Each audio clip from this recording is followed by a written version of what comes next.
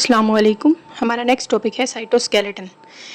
Skeleton basically जो है वो ढांचे को कहते हैं, ठीक है। जैसे हमारी बॉडी के अंदर जो है वो स्केलेटन मौजूद होता है और वो स्केलेटन हमें मूवमेंट में, हमें सपोर्ट प्रोवाइड करता है, हमें खड़े होने में मदद करता है, हमें हरकत करने में मदद करता है, हमारी शेप को मेंटेन करने में बड़ी हेल्प कर रहा होता है। इसी तरह सेल के अंदर भी जो है, सेल के अंदर भी जो है वो फाइबर्स का, प्रोटीन्स की बनी हुई फाइबर्स के ऐसे नेटवर्क होता है जो कि पूरे साइटोप्लाज्म के अंदर फैला हुआ होता है। इस नेटवर्क को बेसिकली हम साइटोस्केलेटन कह देते हैं, ठीक है। तो cytoskeleton is a network of protein fibres. Fibres basically कहते हैं धागे नुमा चीज़ों को। तो इस तरह धागे नुमा चीज़ जो होती है वो सेल के साइटोप्लाज्म के अंदर जो है वो मौजूद होती है, जिसे हम क्या कह देते हैं कि ये क्या है, साइटोस्केलेटन है। और ये कहाँ पर मौजूद है, ये साइटोप्लाज्म के अंदर मौजूद होता है, ठीक है। तो cytoskeleton is a network of protein fibres. Cytoskeleton basically क्या है, प्रोटीन से बना हुआ धागे नुमा जो है वो नेटवर्क है जो कि साइटोप्लाज्म के अंदर मौजूद होता है। टाइप्स ऑफ फाइबर्स की अगर हम बात करें तो साइटोस्केलेटन में जो फाइबर्स होते हैं, जो धागे नुमा चीज़ें होती हैं, वो धागे नुमा चीज़ें 3 किस्म की हैं। या तो वो माइक्रोफिलामेंट्स होंगी, या माइक्रोट्यूब्यूल्स, और या फिर इंटरमीडिएट फिलामेंट्स, ठीक है। हमने इन तीनों को जो है वो डिटेल में डिस्कस करना है। माइक्रोफिलामेंट्स की अगर हम बात करें, माइक्रोफिलामेंट्स की अकरेंस की बात करते हैं कि माइक्रोफिलामेंट्स जो है वो किन किन जानदारों में मौजूद होती है। Microfilaments are present in all eukaryotes, ठीक है। तमाम यूकेरियोट्स की बॉडी के अंदर, चाहे वो प्रोटिस्ट हैं, चाहे वो फंजाई हैं, चाहे वो एनिमीलिया है, चाहे वो प्लांटिया है, सब में जो है तमाम यूकेरियोट्स की बॉडी के अंदर माइक्रोफिलामेंट्स मौजूद होते हैं, ठीक है। उसके अलावा अगर हम माइक्रोफिलामेंट्स के स्ट्रक्चर की बात करते हैं कि ये कैसे होते हैं दिखने में, जो है वो ये रॉड लाइक होते हैं, ठीक है। जैसे फॉर एग्जांपल ये रॉड लाइक चीज़ है, लेकिन जिस तरह ये पेन की कैप है, ये एक रॉड टाइप चीज़ है, इसी तरह माइक्रोफिलामेंट्स भी जो होते हैं वो रॉड टाइप होते हैं, लेकिन ये पेन की जो कैप है ये अंदर से खाली है। लेकिन जो माइक्रोफिलामेंट्स होते हैं ये सॉलिड होते हैं, अंदर से भरे हुए होते हैं, ठीक है। तो माइक्रोफिलामेंट्स आर सॉलिड रॉड्स, अंदर से भरे हुए रॉड्स हैं। Microfilaments are made of globular protein. Microfilaments basically globular कहते हैं गोल गोल सी प्रोटीन्स को, ठीक है। तो माइक्रोफिलामेंट्स जो हैं वो गोल गोल सी प्रोटीन्स से मिलकर बनी हुई हैं। उन प्रोटीन्स का एक खास नाम है, दैट इज़ एक्टिन प्रोटीन, ठीक है। गोल गोल प्रोटीन्स से मिलकर बनी हुई होती है, ऐसा कुछ स्ट्रक्चर होता है, ठीक है। ऐसे गोल गोल प्रोटीन्स इस तरह अटैच हुई होती हैं, इस तरह एक दूसरे पे रैप हुई होती हैं, ठीक है। तो इस तरह ये सॉलिड से रॉड सा स्ट्रक्चर बना देती हैं। तो माइक्रोफिलामेंट्स आर सॉलिड रॉड्स हैं। Microfilaments are made of globular protein. Microfilaments जो हैं वो गोल गोल सी प्रोटीन से मिलकर बनी हुई हैं, जिन्हें हम क्या कहते हैं, एक्टिन कहते हैं। अगर हम इनकी डायामीटर की बात करें, डायामीटर बेसिकली कहते हैं कोई भी चीज़ जिसकी मोटाई, कि ये अगर हम इसको पकड़ें तो ये कितनी मोटी हैं। तो ये जो है माइक्रोफिलामेंट्स हैं, इनका जो डायामीटर है वो 7 नैनोमीटर है, ठीक है।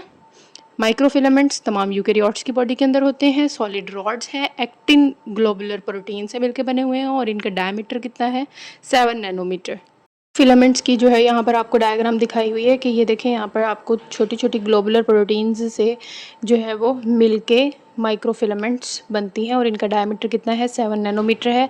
और ये जो छोटी छोटी सी प्रोटीन है, इसे हम क्या कहते हैं कि ये क्या है, एक्टिन सब यूनिट्स हैं। सब यूनिट्स बेसिकली ये पूरा एक यूनिट है, और ये पूरा यूनिट जो है वो छोटे छोटे सब यूनिट से मिलकर बना हुआ है, मतलब छोटी छोटी सी प्रोटीन से मिलकर बना हुआ है, और वो उसका नाम क्या है, एक्टिन प्रोटीन है, ठीक है। माइक्रोफिलामेंट्स की अगर हम फंक्शंस की बात करते हैं कि माइक्रोफिलामेंट्स क्या काम करते हैं, माइक्रोफिलामेंट्स डिसअसेंबल एंड रीअसेंबल, मतलब ये डिसअसेंबल भी हो जाती हैं, अलग अलग भी हो जाती हैं, एंड रीअसेंबल दोबारा से मिक्स भी हो जाती हैं, मिल भी जाती हैं। Helps the cell to change shape and move. Cell को जो है, सेल की शेप को चेंज करने में और सेल को मूव करने में जो हेल्प करवाती हैं वो कौन सी हैं, वो है माइक्रोफिलामेंट्स, ठीक है।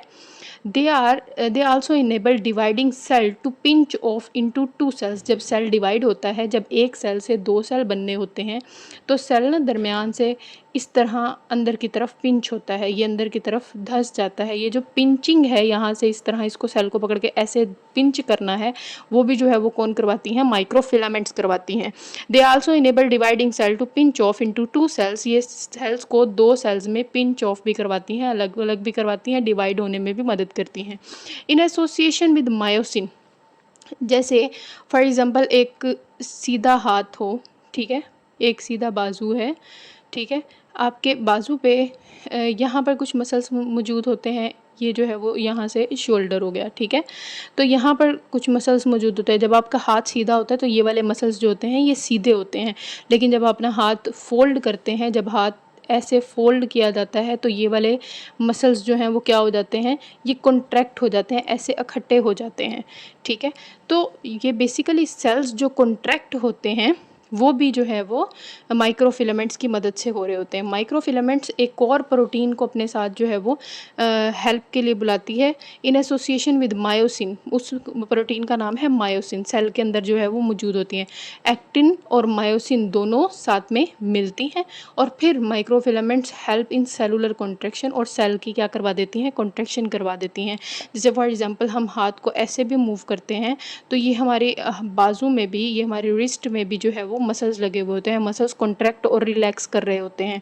तो वो जो मसल्स का सेल्स का कॉन्ट्रैक्ट करना है और रिलैक्स करना है, उसमें भी जो है वो माइक्रोफिलामेंट्स क्या कर रही होती हैं, मदद कर रही होती हैं। हमने माइक्रोफिलामेंट्स के बारे में बात की कि ये सॉलिड रॉड्स हैं, यूकेरियोट्स की बॉडी के अंदर मौजूद होते हैं। एक्टिन सब यूनिट्स से मिलकर बनी हुई हैं। 7 नैनोमीटर इनका डायमीटर है। सेल की शेप को और मूवमेंट में हेल्प करती हैं और पिंच ऑफ होने में भी मदद करती हैं और सेलुलर कॉन्ट्रैक्शन में भी मदद कर रही होती हैं। उसके बाद नेक्स्ट हमारे पास है microtubules. Microtubules are present in eukaryotes. Microtubules भी जो है वो सबके अंदर मौजूद होती हैं। प्लांट्स में, फंजाई, एनिमीलिया, तमाम यूकेरियोट्स के अंदर, प्रोटिस्टा, सब में जो है वो माइक्रोट्यूब्यूल्स मौजूद होती हैं। यूकेरियोट्स के बेसिकली आपके पास 4 ग्रुप्स होते हैं। एक होते हैं प्रोटिस्ट्स, एक को हम कहते हैं फंजाई, एक को हम कहते हैं प्लांटे और एनिमेलिया, ठीक है? तमाम यूकेरियोट्स के अंदर जो है वो माइक्रोट्यूब्यूल्स मौजूद होते हैं। माइक्रोट्यूब्यूल्स की अगर हम स्ट्रक्चर की बात करें तो microtubules are straight and hollow cylinders. सीधे सीधे से और अंदर से खाली सिलेंडर्स हैं। जैसे फॉर एग्जांपल ये पेन की कैप है, ये माइक्रोट्यूब्यूल्स जो हैं वो भी सिलेंडर लाइक हैं, लेकिन अंदर से क्या होते हैं, खाली होते हैं। लेकिन हमने माइक्रोफिलामेंट्स की जो हमने बात की कि वो क्या होते हैं, वो अंदर से भरे हुए होते हैं, वो सॉलिड होते हैं अंदर से, ठीक है? तो ये भी जो है वो सिलेंडर लाइक ही हैं, सीधे सीधे से, और अंदर से खाली होते हैं, होलो होते हैं। माइक्रोट्यूब्यूल्स आर कंपोज्ड ऑफ सब यूनिट्स। जैसे माइक्रोफिलामेंट भी छोटे छोटे सब यूनिट, एक्टिन के सब यूनिट से मिलकर बना हुआ था, उसी तरह माइक्रोट्यूब्यूल्स भी छोटे छोटे सब यूनिट्स से मिलकर बना हुआ होता है। लेकिन माइक्रोट्यूब्यूल्स में जो सब यूनिट्स हैं वो 2 किस्म की प्रोटीन्स से मिलकर बनते हैं, ठीक है? ईच सब unit is made of 2 different tubulin proteins. हमने माइक्रोफिलामेंट्स के बारे में बात की कि उसके सब यूनिट, माइक्रोफिलामेंट्स के जो सब यूनिट होते हैं वो एक्टिन प्रोटीन के मिलके बने हुए होते हैं। माइक्रोट्यूब्यूल्स के जो सब यूनिट होते हैं वो ट्यूबुलिन प्रोटीन के मिलके बने हुए होते हैं। और ट्यूबुलिन प्रोटीन के भी 2 किस्म की ट्यूबुलिन प्रोटीन होती है। इसमें एक होते हैं अल्फ़ा ट्यूबुलिन और दूसरे होते हैं बीटा ट्यूबुलिन, ठीक है? तो ईच सब unit is made of 2 different tubulin proteins. इसमें माइक्रोट्यूब्यूल्स के जो सब यूनिट हैं वो 2 किस्म की प्रोटीन से मिलकर बने हुए हैं। एक है अल्फ़ा ट्यूबुलिन और दूसरे को हम कहते हैं बीटा ट्यूबुलिन।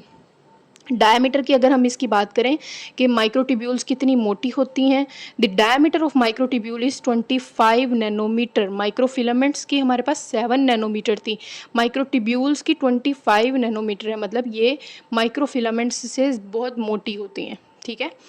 अगर हम इनके फंक्शंस की बात करें तो microtubules give structure and shape to cell, ठीक है? शेप को मेंटेन करने में माइक्रोफिलामेंट भी हेल्प कर रही थी। यहाँ पर माइक्रोट्यूब्यूल्स भी सेल की शेप को और स्ट्रक्चर को मेंटेन करने में हेल्प कर रही होती हैं। जैसे हमारी बॉडी के अंदर स्केलेटन हमारी बॉडी का स्ट्रक्चर, हमारी बॉडी की शेप को मेंटेन करने में हेल्प कर रहा होता है। अगर सोचें हमारी बॉडी के अंदर जो है वो बोन्स मौजूद ना होती तो हम तो गोश्त के लोथड़े थे, ऐसे ही पड़े होते। तो इसी तरह सेल के अंदर भी जो शेप को मेंटेन करते हैं और स्ट्रक्चर को मेंटेन करती हैं microtubules. They serve as highways for transport of organelles. Cell के अंदर ही रास्ते बनाती हैं ये, ठीक है? ऑर्गेनेलीज को एक जगह से दूसरी जगह जाने के लिए जो है वो रास्ता प्रोवाइड करती हैं माइक्रोट्यूब्यूल्स, हाईवेज बनाती हैं। जैसे हमारे घरों के बाहर जो है वो सड़कें मौजूद होती हैं, उसके ज़रिए हम मूव कर सकते हैं, एक जगह से दूसरी जगह जा सकते हैं। इसी तरह सेल के अंदर भी जो हाईवेज बनाती हैं, सड़कें बनाते हैं, वो माइक्रोट्यूब्यूल्स होती हैं, जो कि जिन रास्तों से ऑर्गेनेलीज होते हुए एक जगह से दूसरी जगह जा सकते हैं, ठीक है? Microtubules are major component of cilia and flagella. कुछ सेल्स ऐसे होते हैं जिनकी बॉडी के ऊपर छोटे छोटे बारीक बारीक से जो है वो हेयर लाइक चीज़ें मौजूद होती हैं। उन हेयर लाइक छोटे छोटे जो होते हैं उन्हें हम सीलिया कहते हैं। लेकिन अगर सेल के ऊपर बड़े से ऐसे जो है वो प्रोजेक्शन मौजूद है तो हम उसे फ्लैजीला कहते हैं। ठीक है, बेसिकली ये सीलिया और फ्लैजीला का जो स्ट्रक्चर है उसको बनाने में माइक्रोट्यूब्यूल्स का बड़ा अहम किरदार है। ठीक है, तो microtubules are major component of cilia and flagella. ये सीलिया और फ्लैजीला को बनाने में माइक्रोट्यूब्यूल्स बड़ा अहम किरदार अदा करते हैं। They also play role in formation of spindle fibre during cell division. जब सेल को डिवाइड करना होता है तो सेल के अंदर जो क्रोमोसोम होते हैं वो क्रोमोसोम कुछ ऐसे दरमियान में अरेंज हो जाते हैं और इन क्रोमोसोम को कुछ धागे टाइप चीज़ से बांध दिया जाता है और ये धागे टाइप चीज़ जो है वो इन क्रोमोसोम को पकड़ के इधर से इस तरफ खींचते हैं, इधर से इस तरफ खींचते हैं। तो इस तरह ये क्रोमोसोम बीच में से आधे आधे हो जाते हैं, आधे क्रोमोसोम इधर चला जाता है, आधा इस तरफ चला जाता है। तो ये जो धागा नुमा चीज़ है इसे हम स्पिंडल फाइबर कहते हैं। तो सेल की डिवीजन में जो स्पिंडल फाइबर बनना है उसमें भी जो है वो माइक्रोट्यूब्यूल्स का अहम किरदार है।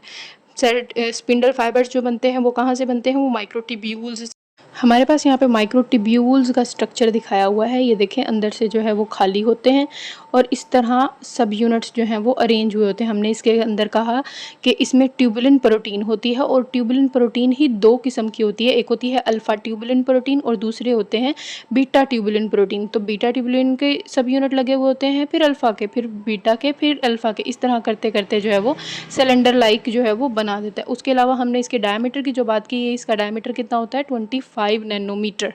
हमारे पास माइक्रोफिलामेंट्स थे, माइक्रोफिलामेंट्स की डायमीटर कितना था 7 नैनोमीटर। उसके बाद माइक्रोट्यूब्यूल्स का कितना है 25 नैनोमीटर। ठीक है, उसके बाद हमारे पास इंटरमीडिएट फिलामेंट्स हैं। इंटरमीडिएट फिलामेंट्स बेसिकली हर यूकैरियोट्स के अंदर मौजूद नहीं होते, सिर्फ ये एनिमल्स के हायर ग्रुप्स में जो है वो मौजूद होते हैं। अकरेंस की अगर हम बात करते हैं कि ये कहाँ कहाँ मौजूद होते हैं, intermediate filaments are found only in some higher animal groups. Animal के ग्रुप में हायर एनिमल्स ग्रुप जो होते हैं उनमें जो है वो सिर्फ इंटरमीडिएट फिलामेंट्स मौजूद है। ना ही ये प्लांट्स के अंदर मौजूद होते, ना ही ये फंजाई के अंदर मौजूद होते, ना ही ये प्रोटिस्ट्स के अंदर मौजूद होते। यूकैरियोट्स के हमारे पास 4 ग्रुप्स हैं ना, एक होता है प्रोटिस्ट, एक होते हैं फंजाई, एक होते हैं प्लांटी और चौथे जो हैं वो होते हैं एनिमेलिया। ठीक है, तो ये एनिमेलिया के अंदर मौजूद हैं, फंजाई में भी मौजूद नहीं होते, प्रोटिस्ट्स में भी मौजूद नहीं होते और प्लांटी में भी मौजूद नहीं होते। तो intermediate filaments are found only in some higher animal groups. Higher animal groups में जो है ये मौजूद होते हैं। इनके स्ट्रक्चर की अगर हम बात करते हैं, they are made of different proteins. इनके अंदर डिफरेंट प्रोटीन्स जो हैं वो इस्तेमाल होती हैं। The most common type of protein subunit is vimentin. इनके अंदर जो प्रोटीन इस्तेमाल हो रही है, जो ज़्यादातर इनमें इंटरमीडिएट फिलामेंट्स को बनाने के लिए जो प्रोटीन इस्तेमाल होती है वो क्या है, वायमेंटिन। हमने माइक्रोफिलामेंट्स की बात की तो माइक्रोफिलामेंट्स में हमने कहा था एक्टिन के सब यूनिट्स हैं। माइक्रोट्यूब्यूल्स में ट्यूबुलिन प्रोटीन के थे, अल्फ़ा और beta tubulin. Intermediate filaments vimentin protein होती है। ठीक है, लेकिन कुछ सेल्स ऐसे भी हैं जिनके अंदर कुछ और प्रोटीन्स भी मौजूद होती हैं। जैसे some cells have intermediate filaments made of other protein. कुछ सेल्स ऐसे भी हैं जिनमें इंटरमीडिएट फिलामेंट्स किसी और प्रोटीन की भी बनी हो सकती हैं। फॉर एग्जांपल, मिसाल के तौर पर skin cell contain a protein keratin. जैसे हमारी बॉडी की जो स्किन है, स्किन के अंदर जो है वो स्किन के जो सेल्स हैं उनके अंदर जो प्रोटीन्स पाई जाती है उन्हें हम क्या कहते हैं, केराटिन। तो वो इंटरमीडिएट फिलामेंट्स जो हैं उनके सेल के अंदर पाए जाने वाले इंटरमीडिएट फिलामेंट्स केराटिन प्रोटीन के भी बने हो सकते हैं। लेकिन मोस्ट कॉमन ज़्यादातर जो मिलते हैं वो कौन सी है, वायमेंटिन प्रोटीन है। ठीक है, डायमीटर की अगर हम बात करते हैं कि इंटरमीडिएट फिलामेंट्स जो होते हैं वो तकरीबन कितने मोटे होते हैं, the diameter of intermediate filament is 8 to 12 nanometer. ठीक है, 8 से 12 नैनोमीटर तक जो है ये मोटाई इनकी हो सकती है, इनका इतना डायमीटर हो सकता है। हमने माइक्रोफिलामेंट्स की बात की, माइक्रोफिलामेंट्स 7 नैनोमीटर थे, माइक्रोट्यूब्यूल्स 25 नैनोमीटर और इन ये कितने हैं 8 to 12 नैनोमीटर हो सकते हैं। ये यहाँ पर जो है वो हमें डायग्राम इसकी दिखाई हुई है कि इस तरह इसके सब यूनिट्स जो हैं वो होते हैं इंटरमीडिएट फिलामेंट्स के, और इनका डायमीटर यहाँ पे बताया हुआ है 8 to 12 nanometre.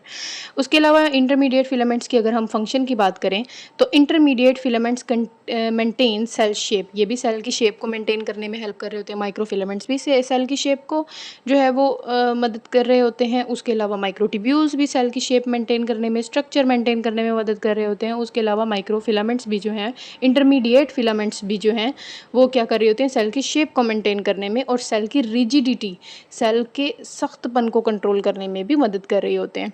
They also serve to anchor several organelles including the nucleus. ये ऑर्गेनेलिस को अपनी जगह पर पकड़े रहने पर, एंकर मतलब होता है किसी चीज़ को, उसको अपनी जगह पर पकड़े रहना, उनको पकड़े रहने में जो है वो मदद करते हैं। कि न्यूक्लियस फॉर एग्जांपल सेल के बारे में हम कहते हैं कि न्यूक्लियस दरमियान में मौजूद है, तो वो न्यूक्लियस जो है वो कहीं इधर उधर ना निकल जाए, उसको अपनी जगह पर टिका के रखना किसने है, इंटरमीडिएट फिलामेंट्स ने। ठीक है, तो एंकर करने में भी मदद करते हैं। हमने माइक्रो फिलामेंट्स स्टडी किए, फिर उसके बाद हमने माइक्रो ट्यूब्यूल्स स्टडी किए, फिर उसके बाद हमने इंटरमीडिएट फिलामेंट स्टडी किया। ठीक है, माइक्रो फिलामेंट्स के बारे में हमने कहा कि ये जो है ये सॉलिड रॉड्स हैं।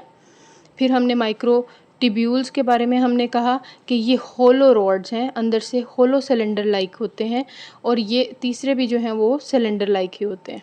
ठीक है, सिलेंडर लाइक ही होते हैं। उसके अलावा माइक्रो फिलामेंट्स की हमने डायमीटर की बात की, 7 नैनोमीटर होता है। माइक्रो ट्यूब्यूल्स का जो है वो 25 नैनोमीटर होता है। इंटरमीडिएट फिलामेंट्स का जो है वो 8 to 12 नैनोमीटर होता है। ठीक है, इस तरह जो है वो आप इसको अच्छे से याद रख सकते हैं। अब तक के लिए इतना ही। कोई क्वेश्चन हो तो आप मुझसे पूछ लीजिएगा। अल्लाह हाफिज़।